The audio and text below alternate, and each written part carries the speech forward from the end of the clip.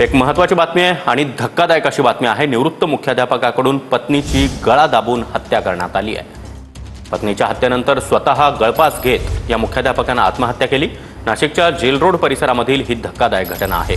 दाम्पत्याची दोन्ही मुलं मुंबईमध्ये उच्चपदस्थ अधिकारी आहेत। पत्नीला स्वर्गलोकी पाठवलं, आता तिच्यासोबत जातोय असा उल्लेख या चिठ्ठीमध्ये करण्यात आलेला आहे।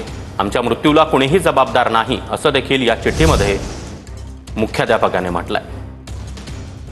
या संदर्भात अधिक माहिती देण्यासाठी आमचे प्रतिनिधी चंदन पूजाधिकारी आपल्यासोबत आहेत। चंदन, अतिशय धक्कादायक अशी बातमी आहे, नेमकं काय घडलं? निश्चितपणे संपूर्ण नाशिक या घटनेनं हादरल्याचं म्हणावं लागेल, कारण दीर्घ आजारामुळे दाम्पत्य कंटाळलं होतं अशा पद्धतीचा एक प्राथमिक अंदाज जो आहे तो पोलिसांनी या ठिकाणी वर्तवलेला आहे। आत्महत्येपूर्वी जी चिठ्ठी घेण्यात आलेली आहे त्या चिठ्ठीमध्ये मुरलीधर जोशी यांनी असा उल्लेख केलेला आहे की पत्नीला स्वर्गलोकी पाठवतो आणि आता तिच्यासोबत जातो, आमच्या मृत्यूला कोणालाही जबाबदार धरू नका। पोलिसांनी या सगळ्या संदर्भामध्ये आता पुढचा तपास सुरू केलेला आहे।